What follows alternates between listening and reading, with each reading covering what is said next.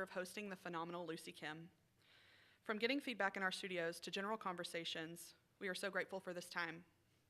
Kim lives and works in Cambridge, Massachusetts. She received her BFA from Rhode Island School of Design and went on to receive her MFA in painting and printmaking from Yale. She also attended the Skowhegan School of Painting and Sculpture. She was a recipient of the McDowell Colony Fellowship, Arditi Award, Ellen Battelle Stockrell Fellowship, and the James and Audrey Foster Prize. She is also currently the 2018-2019 Artist in Residency at the Broad Institute of MIT and Harvard. Kim has had solo and two-person exhibitions at Gallery Pact in Paris, the Institute of Fine Arts at New York University, Lisa Cooley in New York, Tiger Strikes Asteroid in Philadelphia, and Munson Williams Proctor Art Institute in New York. Recent exhibitions were held at the Institute of Contemporary Arts, Boston, Tufts University Art Gallery, Providence College, Lyles and King, and Brooklyn Academy of Music. Again, on behalf of the painting department, we are so excited to have Lucy on campus. Please help me in giving her a warm welcome.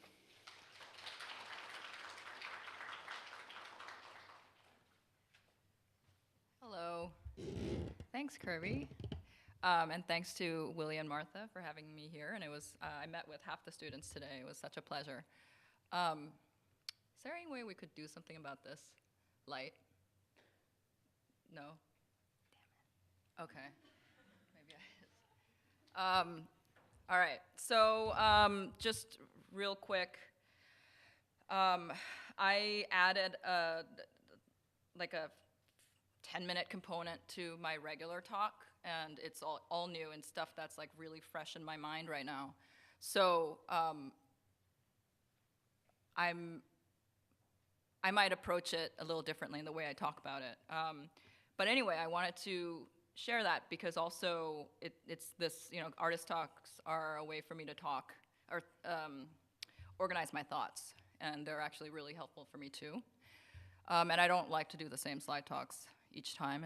That's really boring for me, and I get bored really easily. So anyway, and then when I start to get nervous, or like I start talking super fast, so if I go too crazy, just sort of someone wave, or maybe Kirby, you can sort of like be like, slow down. And I'm gonna try and cover a lot, but so the first phase of my talk is it's a lot about old stuff that's really fresh in my mind, and then I'm gonna start my work, and it's gonna be a lot of process imagery, and that approach will be like really material and really sort of problem-solving driven, and it's gonna be in chronological order because I can't avoid that narrative, like that direction of narrative to explain my process. Okay, so I've been sort of in this headspace of reconsidering my education. I teach at Boston University in the painting department. And so as I teach painting, like I've really, and I think the times call for it too, to sort of reassess history and how history is taught to you. And especially the painting of history. The history of painting is something that I've always had, I love, and I also have always had a hard time with. Because I always felt that the starting point felt really arbitrary. And even though as art students, or you take art history, you get the 101 range from like way back when all the way to now, and you get like a little bit of everything. But ultimately, when you go into the field as a fine artist, and especially a fine art painter, history sort of starts, in Europe at a certain time, like Renaissance, a little pre-Renaissance. And for me, in my education at RISD, it sort of started with Giotto, and like that narrative has sort of always been the case. So lately, I've been wanting to think about it more broadly, just because my work is really driven by material and like physical impulses. And thinking about Giotto and the Renaissance, it's like the opposite sort of like, those impulses. So anyway, I went all the way back to cave painting. The other reason why is there are a lot of new discoveries happening in archaeologically. And so like this history is also being expanded, which is very interesting. So this is an image of, in the Sulawesi in Indonesia. I don't like where this is. In Indonesia, can you hear me okay? Yeah, okay. Handprints. And these are, so this was discovered, it's pretty recent. And it's sort of, it was a surprise to everyone because it predates what was up until then known as the oldest cave paintings. That was El Castillo in Spain was previously thought of as the oldest ones. And actually in terms of dating, it's actually about 1,000 years older, but the issue now is that they think the cave paint handprints in Spain are actually Neanderthals and not Homo sapiens, as opposed to this being Homo sapiens. So like there's that issue of where does our ancestry begin, who like gets to be included. Like these are like no longer, like these kind of almost don't count because they were Neanderthals, which, but also one could argue that this expands the definition of what people thought Neanderthals were capable of. So it gets very complicated and interesting. These were this was a little tablet with, a drawing of a sort of like some kind of cat. And it's the oldest portable drawing that people know of.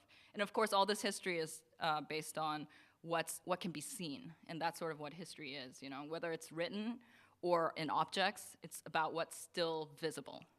So anything that wasn't recorded or got destroyed is, no longer part of our history. But anyway, this was in Namibia, 2500 BC. This is a new discovery they made in 2011 in the Blombos caves in South Africa. And this is over 100,000 years old. And it's basically a painting toolkit. So it's a paint making toolkit. So they found sort of like a mini paint factory in this cave, which is insane. And this was, so this is in South Africa, and this is sort of one of the diagrams to explain. In the scientific journal I found this in.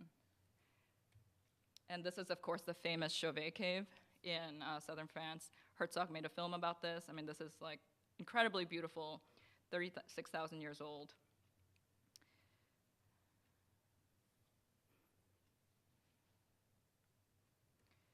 So just in terms of, history and even archiving this history in journals like National Geographic, I know there are a lot of problematic things with National Geographic, but I thought this was really funny. In 2014 of October, they published the Indonesian cave paintings, and then 3 months later, like they're still calling the Chauvet, the photographer is still calling the Chauvet cave the oldest cave painting. So it's like it takes a long time, even in the same journal, like for knowledge to kind of seep through, and I thought that was really interesting. Of course, Egyptian relief sculpture / paintings, amazing, from around 1479 BC.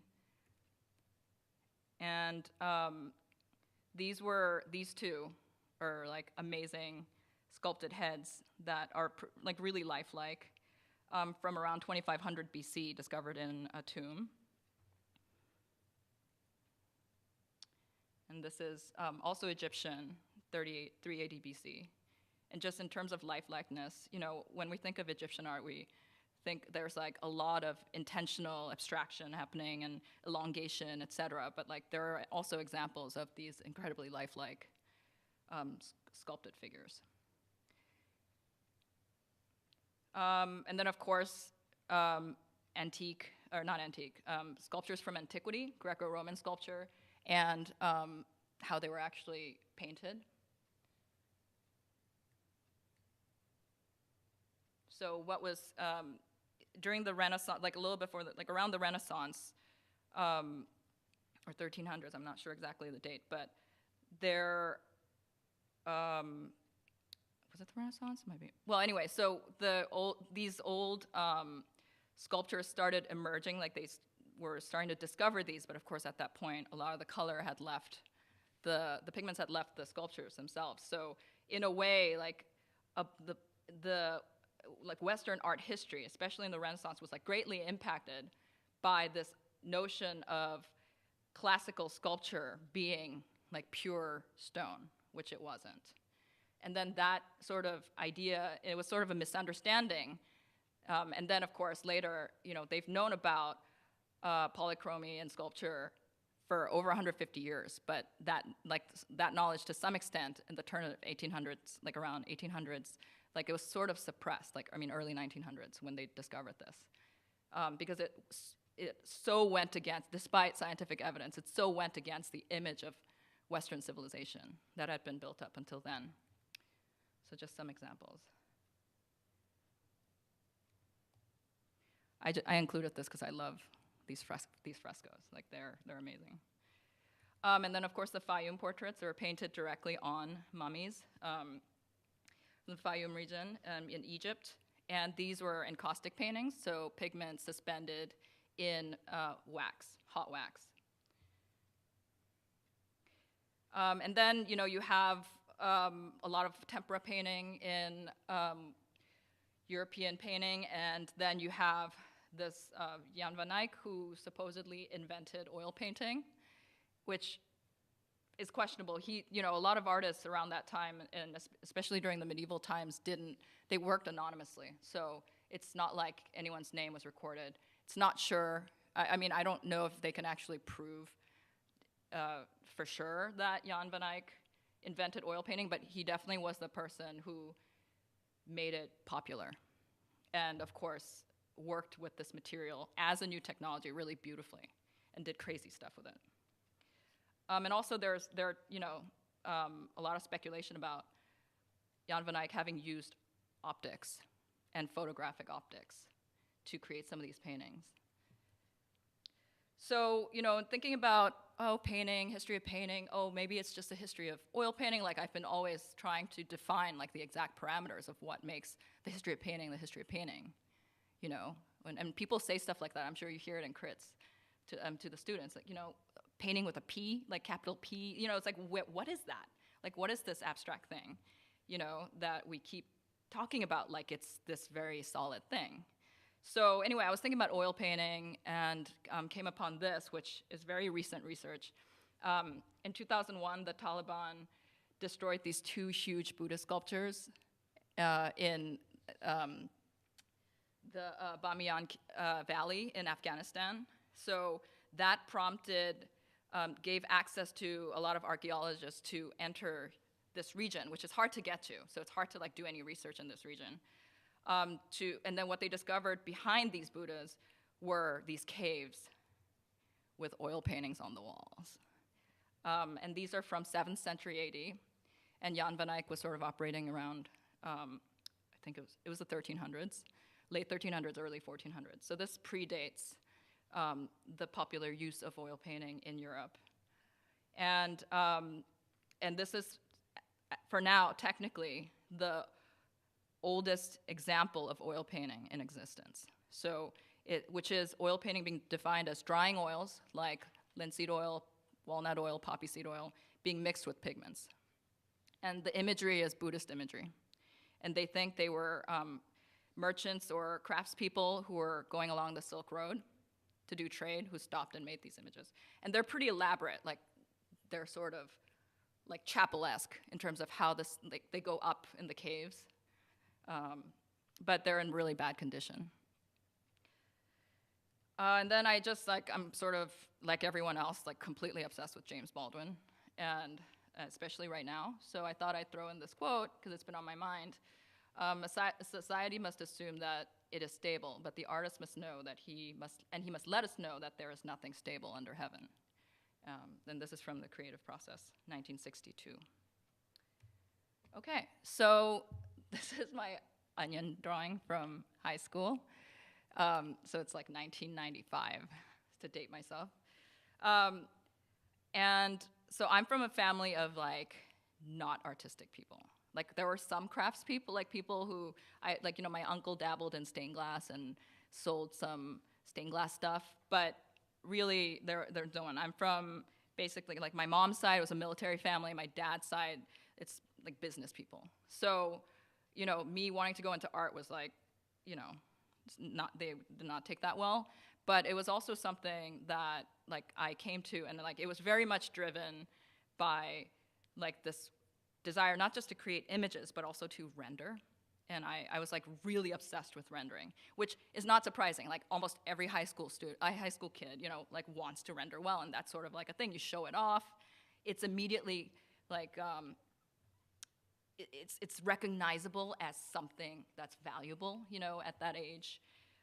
It's tricky, it's show-offy, shows off skill, you know. So anyway, but I didn't have access to oil paints, nor did I know how to use it. So these are done in color pencils, and they were done from life.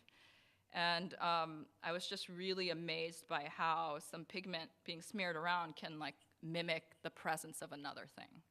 And that was really fascinating to me. So of course, when I went to RISD, I initially entered as an illustration major. So hilariously enough, that ended up helping me, even though I ended up switching majors, because illustration is where they taught you how to paint classically. In the painting department, they didn't do that. So you start with grisaille, and then like you do all of that in illustration. So I got that training, and then I left, basically. But anyway, so oil painting, I'm just showing you these like kind of embarrassing but funny still life and figure paintings that I did. And then, of course, I had to do a museum copy. And then I switched into the painting department and got really into photography. And back then, this was pre-digital. This is like late 90s. And so there was black and white photography, which I'll switch to this, which I got really obsessed with.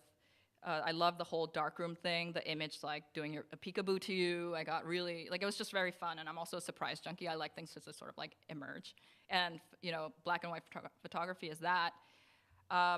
But the thing that really changed the way I thought about image making and even painting was cameraless photography, which is the antique processes, cyanotype, Van Dyke prints, platinum prints, gum bichromate prints, that kind of stuff. So you're basically using light directly, and it's a direct impression of something without the mediation of a mechanical thing like a camera. So I made these bizarro, like floating body part work, which is really funny because this relates to my work now a little bit, but back then it was so different from everything else I was doing, you know? And I ended up just like selling all of these to make money for like paints. Anyway.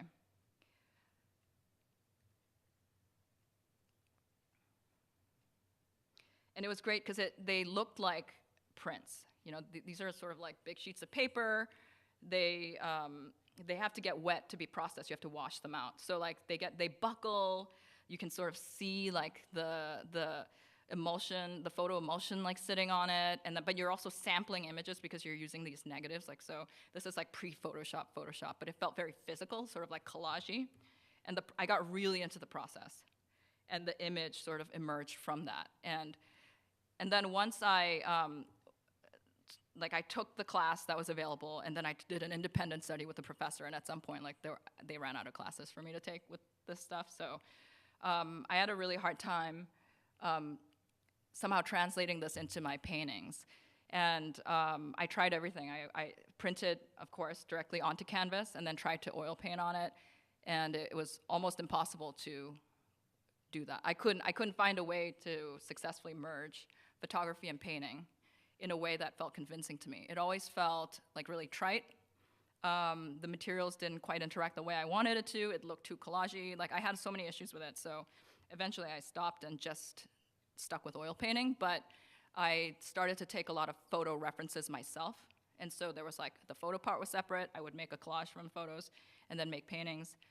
And then that was the work I applied to grad school with. And then I went to grad school to Yale and made a bunch of really bad, huge paintings, and then stopped painting, which I feel like is a common narrative in grad school. But so the fall semester of my second year was when I made the last series of like large paintings that had basically at that point, I had gone from being a representational painter to like almost completely abstract painter. And I felt like I was just performing for somebody, I don't know who. And it didn't feel convincing to me. I didn't really enjoy doing it. I was doing that thing where you like put down your work before anyone else can in crits. And then it just like, I was such a buzzkill. Anyway, So I stopped making paintings completely. Like by January, after break ended, when second semester of my thesis semester started, I like could not make work. And I didn't. I sat on a couch for 4 weeks. I was very depressed. And then of course I like depressed my roommate. So my roommate was also a classmate, so we like got depressed together right before thesis. And so I decided that painting was something I couldn't do anymore. Meanwhile, it was thesis. So like there was a lot of like stress, and I just decided one day I also got really bored of sitting there. So I got, I didn't really have this is before smartphones. So, or no, maybe it is. Well, I didn't have a smartphone. This was 2005 to 7. So reading also became boring. So I actually just went into the kitchen, pulled out some Reynolds aluminum foil, and started just rubbing anything with it. It's something I did as a kid. Your mom packs. Like my mom used to pack sandwiches, and like I would just take that foil and rub it on money, and was like, oh, I'm making money. So I was sort of like just rubbing it, and it was pretty amazing. There was so much detail that the foil could capture. And of course, if you wrap it around three-dimensional things and press hard enough, you not only get the surface texture, but you also get the form.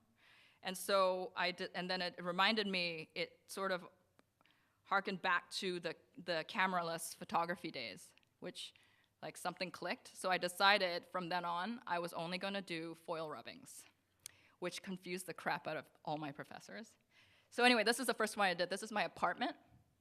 And I just basically foiled all the different parts of my apartment and then just hodgepodged it however I want. So it basically looks like a shipwreck. And everything was attached by seaming it together. So it's not, like I didn't use tape or anything. And then this was my thesis. It's very large. It's 20 feet by, 25, something crazy. And because I couldn't pre-make this, obviously, my studio became crazy looking, like a garbage bin where I had all these foil fragments slowly accumulating. And I had 3.5 days to put this together right before the thesis opening. So I basically didn't sleep. But I sort of took a diaristic approach, and it's the 4 places, rubbings from 4 places I went to the most during grad school, which was my car, my apartment, my studio, and the local bar. So it's like 4 of these things sort of like swinging into each other, but you can't really tell because it's all like the same color. You don't know where one begins and one ends. And then the whole time, this whole thing is like fluttering because it's held together by seams. So it's sort of like moving, and it trembles if there's a lot of noise. So it was a very physical, visceral experience, sort of blinding. The one thing that I came out of from this, one is I sort of had an issue with its monotony in terms of its color and surface and material. But I was still very much into how closely it could depict the surfaces. Also at this point, I was starting to get carpal tunnel, as you can imagine. So I had to just out of necessity, I had to scale all of it down and start thinking about eventually changing out my process, which does happen. So I just wanted to show you some images of these. And it sort of does look kind of Pompeii-ish in this weird way, where things are like half emerging. So and as I said, everything is sort of like problem solving and going from one material decision to another, and just following impulses, and sort of the images come with that, and the form develops through that. So what I wanted to do, because I kept blathering on about photography as a conceptual underpinning behind this work, I was like, well, I should really put pressure on that. These should be additions, I said, and decided that I was going to make plates that I could then do these foil rubbings, and they would be almost exactly the same, and I could addition them, and blah. Turns out no one wants foil prints. But anyway, so I decided, so this is made out of plaster, so this was my first foray into mold making casting, so having to learn how to use plaster again, which I knew how to use, but I decided to use it again, but also like how to flatten things so that the foil could easily be rubbed. So I started with like an orange, which was lying around in the house, a screw, just sort of putting all these things together, and then sort of making this plaster plate, which like breaks really easily, so I broke it, I think, on the second rubbing. But anyway, this is how I sort of started thinking about mold making and casting. And it's tiny, you know. When you're a painter all your life and suddenly you have to do sculpture, like you tend to start small because you feel lazy. So that happened. Anyway, but I also went to McDowell right after grad school, and that was great because it basically gave me time to just like disappear and be alone. And I made really terrible work when I was there, but one thing that did happen that sort of impacted the rest of my work. One, I made a little animation of like things being foiled.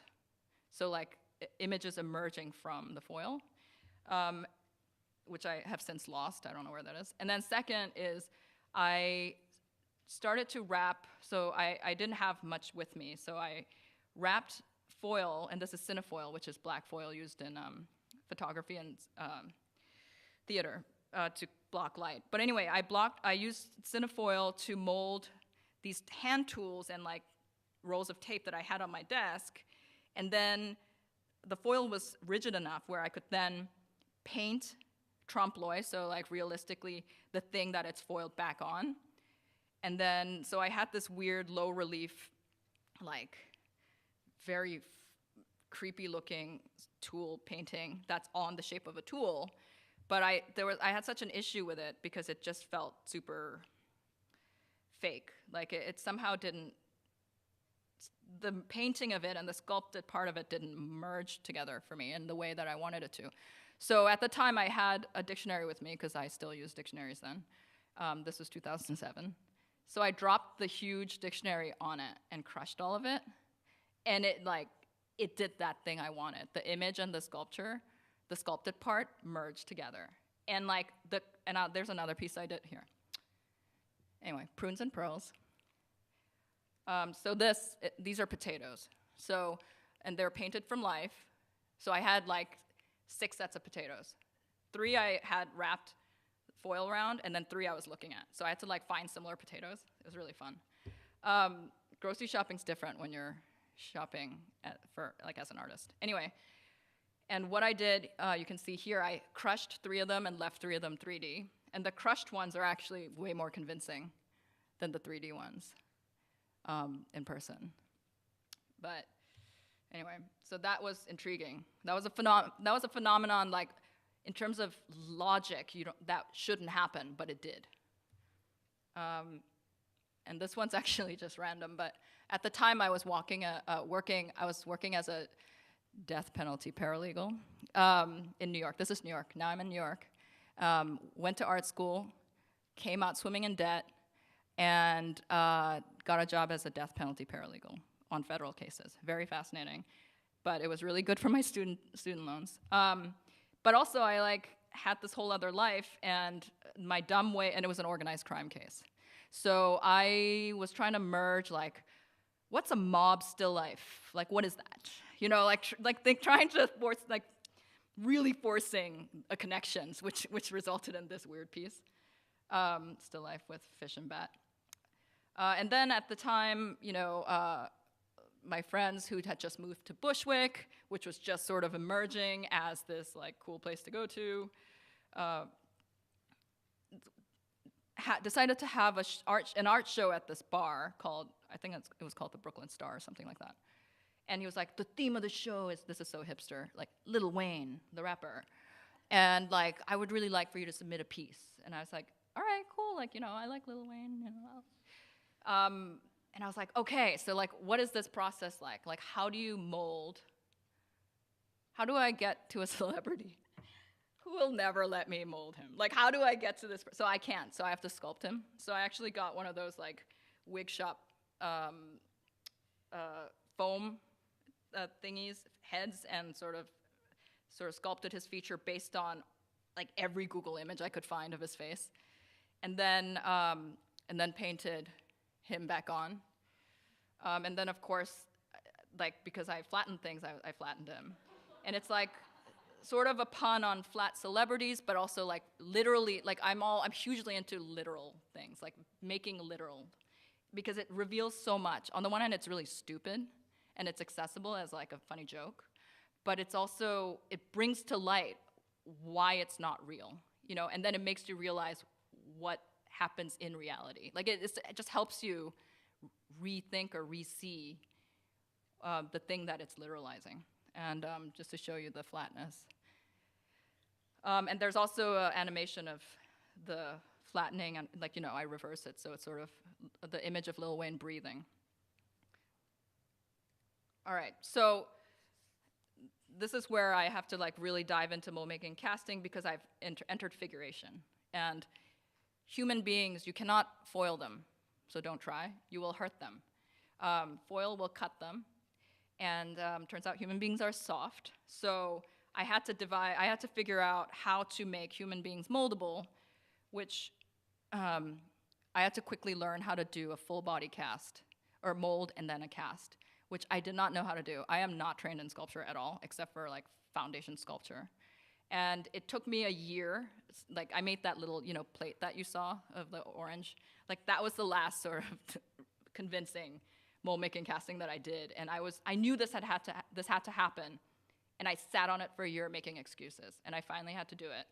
So 2 things: one, I had the disposable income from being a death penalty paralegal, and 2, and because of that, not only could I afford the materials, but I could afford to hire a person for 1 day to help me, because none of my friends wanted to help me. So it's asking your friends who have an MFA in sculpture to ask them to teach you how to do mold making casting is like asking a painting friend to teach you Photoshop. It's the thing, it's go to YouTube.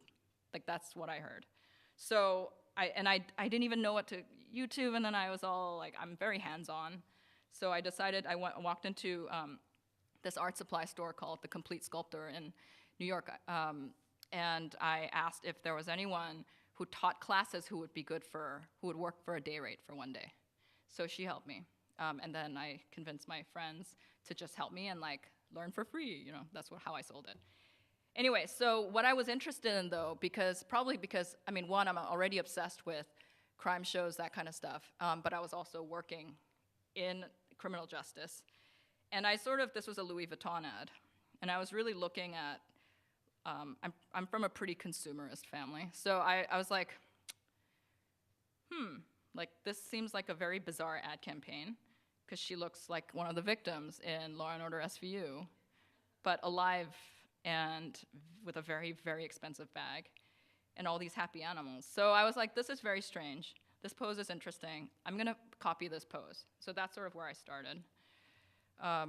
And then so I put together a bunch of kitchen foil together and made 1 big sheet, because it's important to, if you're going to flatten something or unfold something, it's really important that it's a rectangle in the beginning. You'll see why. So I made this big sheet and slowly wrapped the foil around my friend, who volunteered to be a model and then immediately regretted it. And then I started to paint from photographs her back onto the foil.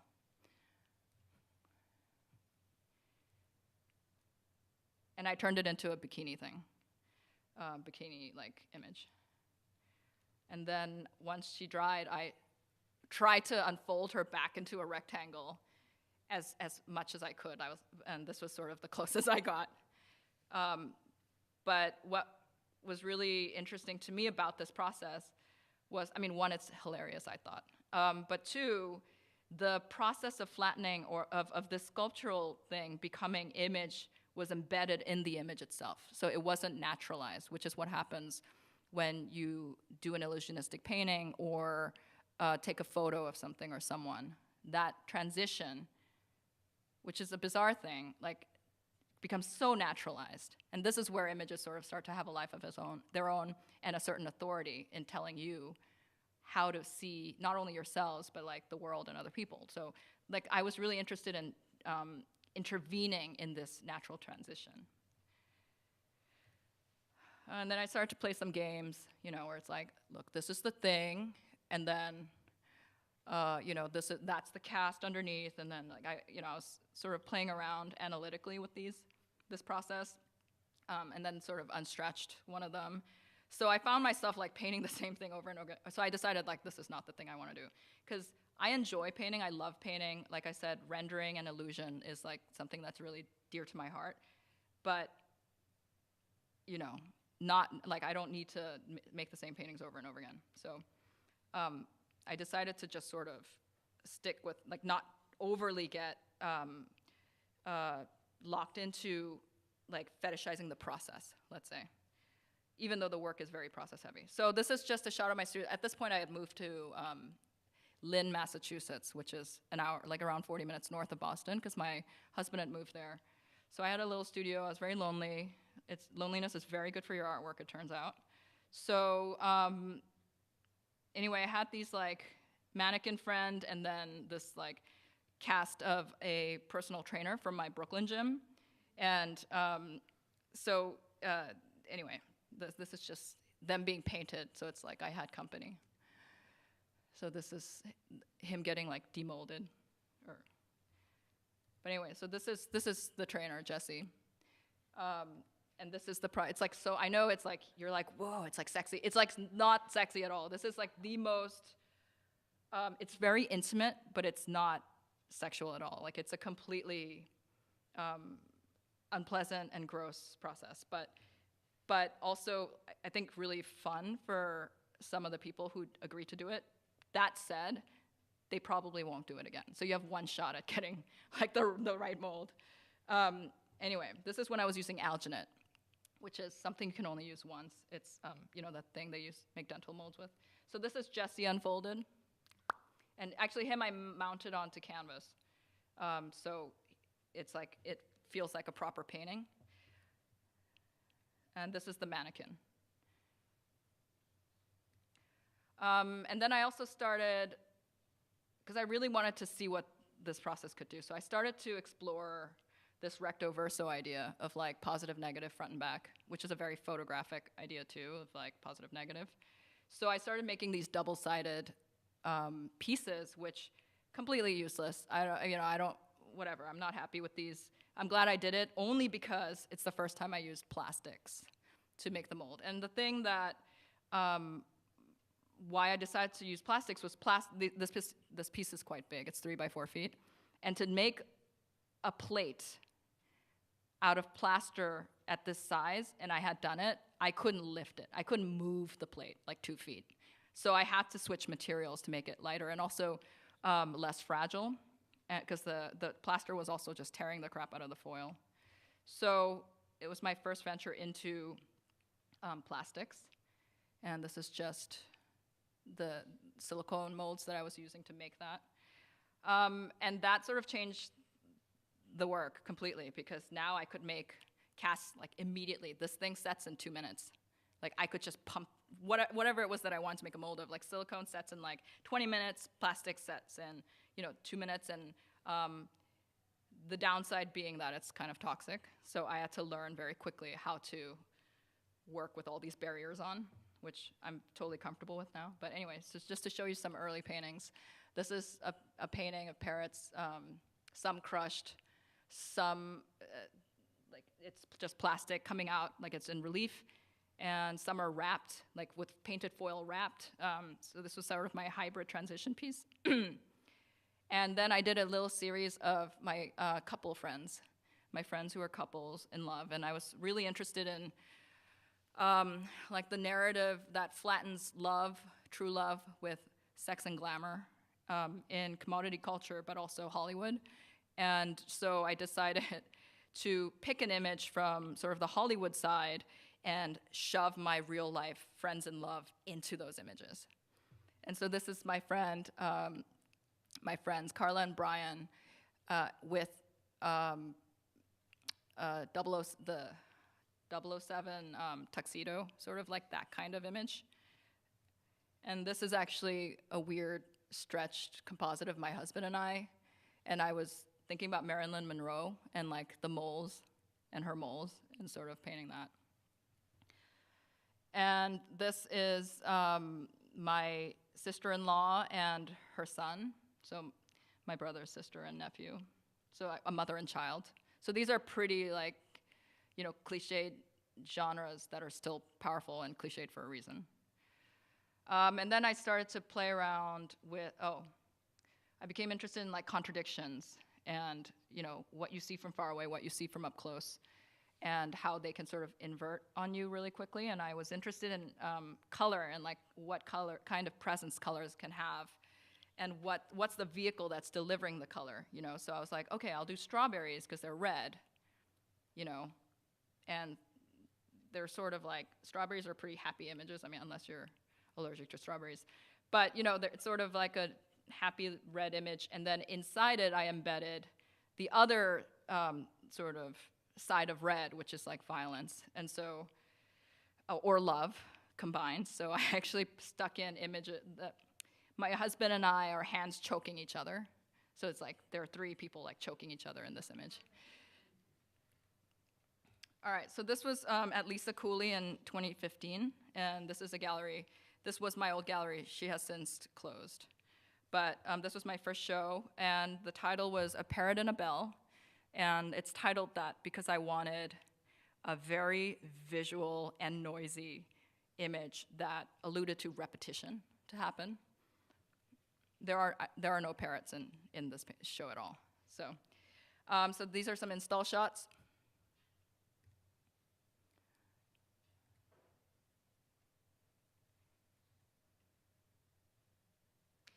And I deliberately wanted, the process is all the same. It's plastic casts mounted and then painted with oil painting.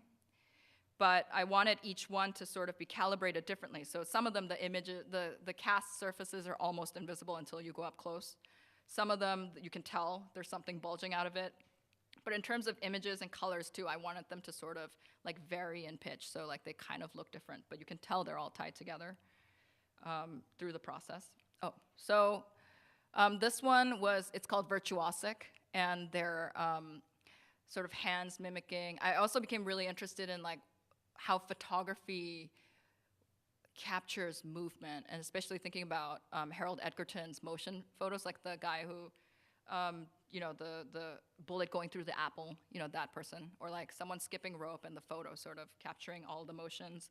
So I was sort of interested in how photography did that and sort of decided to literalize it, which is, I just made so many casts of hands, like I was like immediately regretting that decision. But also I wanted to sort of mimic hands playing the piano, but I didn't want them to be normal hands. So there's a thing you can buy. It's called Hydrospan, because someone always asks about that. So I'm going to tell you now. It's called Hydrospan. You can buy it. And you basically soak it in water, and it grows with all the details of the cast. So these are, you can't tell, because your brain is normalizing the scale of the hands. These are huge hands. They're like, each hand is like that big. So these are monstrous hands, like, and many of them. And the image was sort of mimicking like weird musical notes, but that was a pattern that was on fabric. But what I was thinking about was sort of in advertising. At this point, I'm like I was sort of already a connoisseur of fashion magazines, so I was like, you know what, this should be my research. I'm doing this anyways. Why not save time? This is my research. So, and plus I sort of love this stuff. Now I kind of can't look at fashion magazines, oddly. But I was thinking about how athletes, musicians, dancers, like opera singers are used often in selling watches. So to sell time, luxury time, they use people with hyper-specialized muscles to do like one thing very well, which I thought was really interesting in terms of my interest in like rendering or even being an artist. So here you have Lang Lang, Mont Blanc.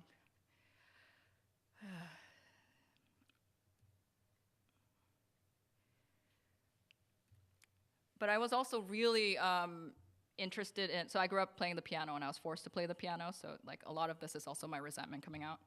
But I was also, I've always been fascinated by death masks, especially of musicians, and also their cast hands, as if it proves why someone's good.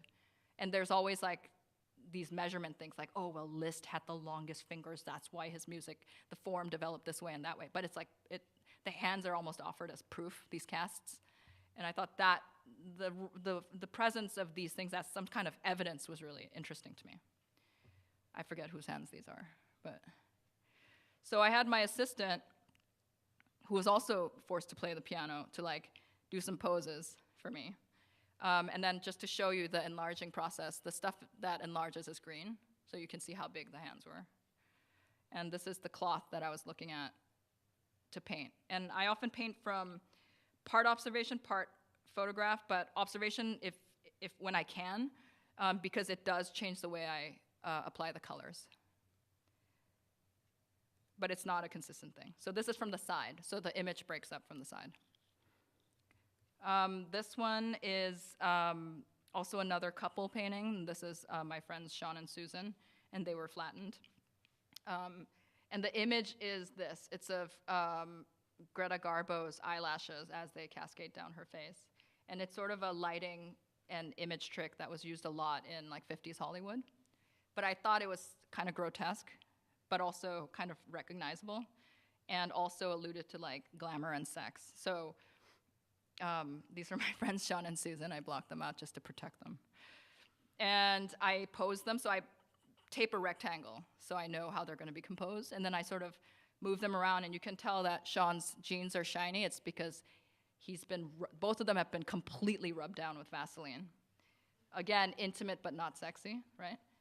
And this is sort of the scale of the image. It's like that. So, yeah. All right. And these three are, they're called basic, oh no, I forgot the title. Basic instincts. So I was conflating like primary colors with like primary instincts, primal instincts. And again, so it's the old primaries, red, yellow, blue, and it's like stretched casts of my husband and I choking each other again. And so this is me choking my husband, and this is him choking me. And so once you flatten it and clean it up, it sort of becomes really funny, because they look cartoony.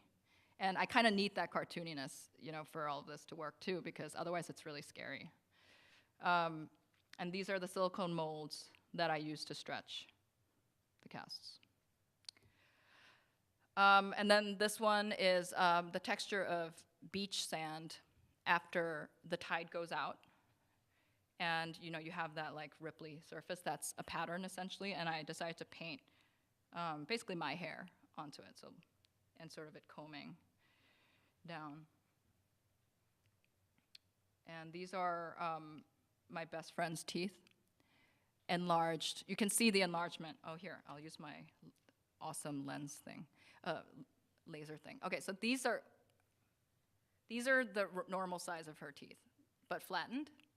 And then that's the second stage of enlarged, because you can keep enlarging. This is the beauty of this process. And that's the third, and that's the fourth. And the fourth one is like, they're like this big. So it gets pretty grotesque. And I wanted her teeth specifically because she has that gap between the front teeth, and I love those. And at the time, a lot of models were sort of emerging with those, and like there were articles in fashion magazines about how the gap was cool. So I was like, the gap is cool. Like, so I decided to do a painting about that. So this is my first, not this. This is a reference image. But like I then was asked by the Brooklyn Academy of Music in Brooklyn they commissioned a large piece to go, it was for this a group show series that they do every year called Next Wave Art. But they wanted a commission to go by the escalator, which when they said that to me, I was like, on the one hand excited, and the other hand I said, uh-oh, no one wants to be by the escalator, how horrifying. So anyway, I went to the site, and then I got an idea, and I got really excited actually after that. So I was, a child of the 90s. I came of age in the 90s. So the whole unisex Calvin Klein ad campaign is like seared into my memory. And this is when Kate Moss was discovered, heroin chic. I'm from Seattle, so it's just like seared in my memory. And I had, for a long time, now that I could cast people and whatnot, I really wanted to cast that hip bone thing. Hip bones skinny hip bones jutting out of jeans. Like, I really wanted to somehow do that, and I hadn't found the opportunity, nor the model. So I was like, this is it. This is a good excuse. And, you know, they were funding it. So these are some of the research images. I threw this in because this is a recent Calvin Klein ad campaign. I just thought the difference was, it's like dry and doesn't work out, but skinny, and it's like works out like crazy and wet. Like, I just thought it was really interesting. Surface-wise, like, the preferences have sort of shifted. Anyway, and then of course there's Duchamp, nude descending the staircase, and Harold Edgerton. But also, like, the futurists, Boccioni, you know, the futurist movement in Italy really, I mean, some say, like, sort of, like, worked alongside fascism, one could say, but was really into, like, speed, youth, and to some extent violence. So they were very, it was like using motion and repetition to further that, which was sort of interesting in light of how this is sort of not that, but it kind of has some of that. And then also thinking in terms of scale, you know, the saints, you know, they look sort of normal-sized. When you look up at them, this is Notre Dame, but they're actually huge. And then also the Iwo Jima Memorial, and you can see how enormous, you know, this lifelike sculpture is next to the visitors. So I had first asked a friend of mine, he was dating someone who was perfect, and then this person kept dodging me. So, but then they broke up, and then he started dating this other person who agreed to be a model, but also had a very, she's a woman, but had a very boyish body. So I was like, perfect. And so she agreed, and then I sort of, you can sort of see me composing, which is with the blue tape. I was like taping out the parts I didn't want to include in the cast. And then you can see, oh, the funny thing about a lot of these processes is things go wrong, and you don't know why. So funny abstractions happen, like, for example, why is that so long? I still don't know to this day, but I like it. So this is her on a 1-to-1 scale, and this is the enlargement. And this is, you know, over 9 feet tall, or around 9 feet tall. And it needs to soak in water, like fully immersed, which the only way to do it, I don't have a swimming pool that I just have.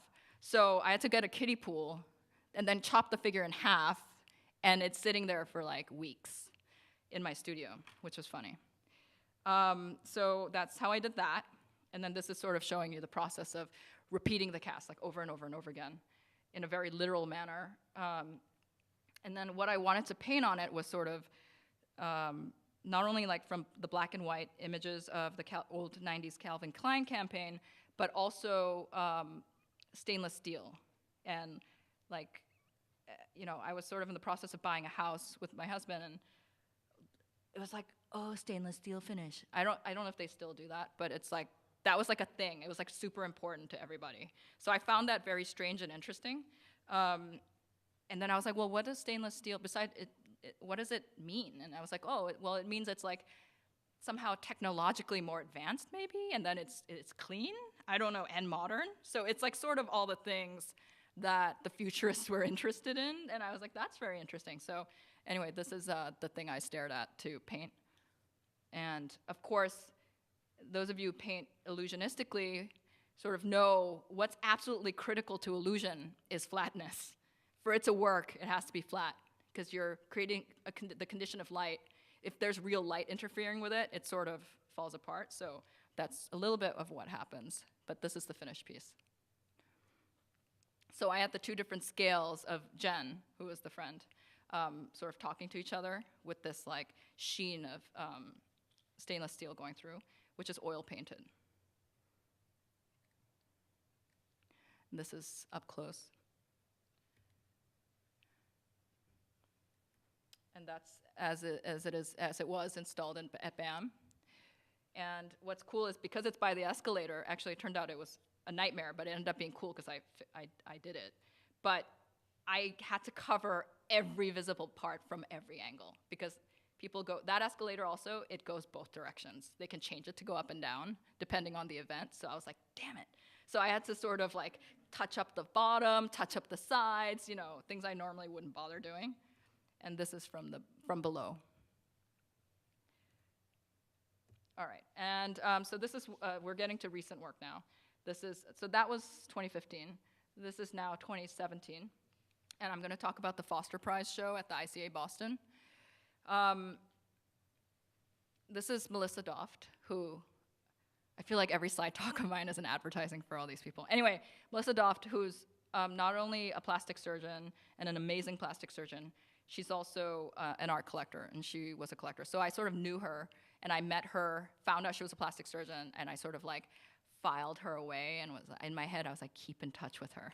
Like, don't creep her out and just be like, can I mold you? Like, just sort of keep in touch with her. You know, I was sort of like thinking of ways to, you know, convince her to be a model. Anyway, but she was also my age, which is really fascinating. And I have like, you know, complicated relationship with plastic surgery. You know, and in Korea, you know, there's a very different, it's like hyper-normalized, you know. So I don't know how I feel about that. On the one hand, sometimes I'm like, oh, that's like super post-human. And I'm like, no. I mean, yes, and no, like that's kind of scary. I can't tell if it's like super advanced or really scary. Like depending on the day, I change my mind. So I'm fascinated with that, but also that she was a woman. And she also actually has a very interesting perspective on plastic surgery that I had never heard before. And I think part of it is the fact that she is a woman. And then this is Steve Marino. He's a fitness trainer, and he also happens to be my fitness trainer. I have a shoulder injury, and for me to do any of this stuff, I have to sort of maintain my back muscles. I don't see him that much, but like he sort of helps me. I don't like working out that part of my body, so I need someone to yell at me. So he's the person that yells at me. And this is Eric Lander, who is the actually the president, founding director, and president of the Broad Institute at MIT and Harvard. And he's also a geneticist. And my interest in these people is from, I wanted to do a series that dealt with, basically I wanted to make 3D wallpapers, like low relief wallpapers of people who manipulate human bodies for a living. Like very literally, not in any abstract way, like literally tinkers with human bodies. So those are the 3 occupations I chose. And this is the install from the show.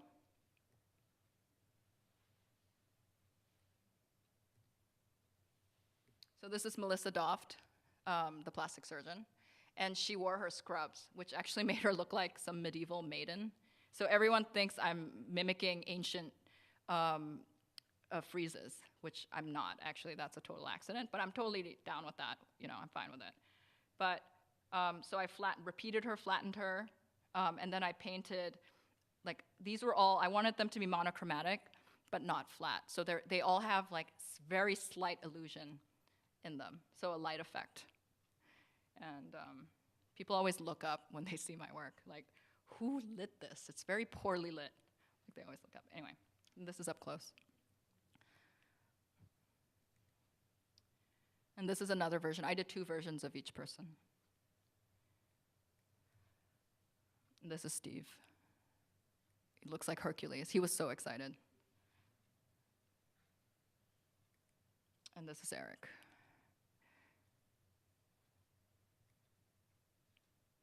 All right, so some fun process images from really bad iPhone images. This is Melissa, the plastic surgeon, being molded in her office, like in her surgical, not surgical, but like where her practice is. And a friend's helping me. This is Steve Marino being, and that stick is sort of, I wanted to mimic like a weighted bar. So I used a broomstick. And this is me molding Eric. Eric Lander, sorry.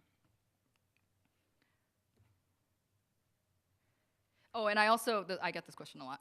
So he agreed to do this. He's like not an easy person to pin down. Because at the time too, he was on Obama's Council of Science and Technology, so he was like in DC a lot. And but a friend of mine works for him, and sort of like talked to him for me, and also it turns out his wife, Lori, is a painter, and so he had like a lot of sympathy for me. So like agreed to help, which I was like, yay, thank you. And this is the first mold. So it's using skin-safe silicone, and then the first cast, which is hideous and very gross looking, and then you have to clean it up, of course. And this is Melissa, sort of more 3D, and this is sort of Steve.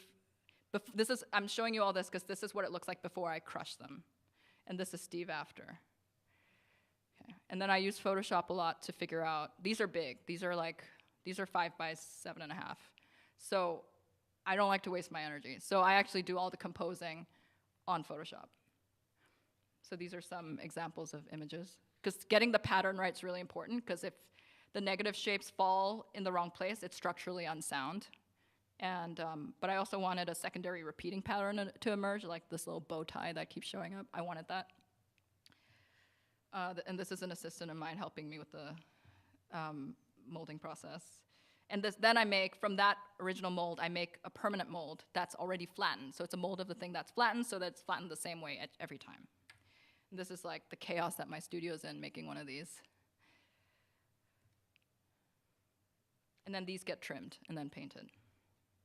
And then I became really interested in these as portraits, and sort of did single versions of these as portraits. So these are about, like regular portrait size. And these are all, of course, on a one-to-one scale because they're direct impressions. But the molds being silicone, I can stretch them. So for each one, I stretched them differently and painted them slightly differently. So these are Melissa, the plastic surgeon, Eric, the geneticist. I'm just showing you some examples. I made 6 of these each, but Steve. Okay, I'm going to breeze through because we're running out of time. This is another large project I did recently. This was last year also. I got pretty burnt out last year. I did a lot of large projects. But this is a 20-foot by 8-foot double-sided sculptural painting that was commissioned by the Institute of Fine Arts at NYU. And this is in Doris Duke's old mansion, which is their building, which is crazy to me. But anyway, so it's like, it has the grand staircase like this. And I was sort of responding to Doris Duke as a figure, and also this crazy Beaux-Arts building that was just like decorated. Every corner was kind of decorated with these reliefs or wrought iron, and that's just for scale, that's me. And it's in 5 parts. And it was all made in my studio. It was crazy. I'm not doing that again. So there's like a decorativeness to it because of the pattern and the secondary pattern that emerges. And the image in the front is of pheasants, an actual dead pheasant, and cartoon wooden parrots combined together and then stretched. And then the back is a continuous layer of flattened corn that's been enlarged 5 times. And just to show you, this is the pheasant and the parrot, and that's the corn. And those 3 things created that huge thing, which is the beauty of mold making and casting. So this is just some of the process. Photoshop. And it being assembled in my studio, I have a decent sized studio, which is why this happened. But and this, the parts, because it's double sided, I can't rest it anywhere, so they all had to hang. So it looked like a weird, like a butcher shop or something like that. All right, and just real quick, this is just new work that I'm doing now. They're self-portraits. I thought, hey, if I'm really going to think of this process, mold making and casting, which, by the way, I think of as a surrogate for photography. I think of them as having the authority of a record, but without it being a photograph. I love photography so much, and I'm very easily seduced by it. And part of it is sort of like the natural transition thing that I mentioned earlier. And I wanted something sort of gnarly to represent that kind of authority, which to me then became mold making and casting. And I also like the idea of using mold making and casting and oil painting, both of which are pretty obsolete. I mean, not obsolete, like old technologies, really. And I wanted to use them together. And of course, I'm using more updated materials, et cetera. But anyway, so I said, you should do yourself. And once you get into artist self-portraits, it's like a whole other level of projection in terms of viewers, like projecting things onto like what you're doing. And I thought, since I'm very interested in the narrative of production and how that comes into play, I thought that would be an interesting thing to like throw in there. So this is a full body cast of me, a mold of me, done by my assistants, obviously. Turns out they, while I was incapacitated, they posted a bunch of stuff on Instagram. Anyway, so that's the cast I pulled. And that got flattened and cleaned up. And that mold, I'm using that exact mold, made June 2017, last year, and I'm just duplicating it like crazy. But each time I'm painting something completely different on it, and I'm approaching the image making as almost like stream of consciousness. I do whatever I want, so it's like total freedom. And because the underlying structure, the self-portrait part is not exactly, but almost exactly the same every time, like I think an interesting thing happens in terms of how the images are related to the self-portraiture and also like how reliable it is. So the reliability of the image comes into play, which I'm very interested in. So these are some of these are the first three I'm going to show are in the Tufts show right now. I'm really into wooden birds, so there are some wooden birds in here. And then, of course, I'm working on other bodies of work, which I don't have images of, but those motifs also come into play. So it's a good way for me to experiment. So it's sort of stream of consciousness / diaristic way of using imagery, but that's also really useful for me in figuring out stuff. This one's, I miss smoking. I don't smoke anymore. And I always joke that if I'm 90 and still alive, I'm going out and getting a pack of Parliaments. I'm gonna smoke. So anyway, I don't smoke. I think it's gross, but I painted an image of myself smoking, looking at myself. And this is a fire. That's it. Thank you.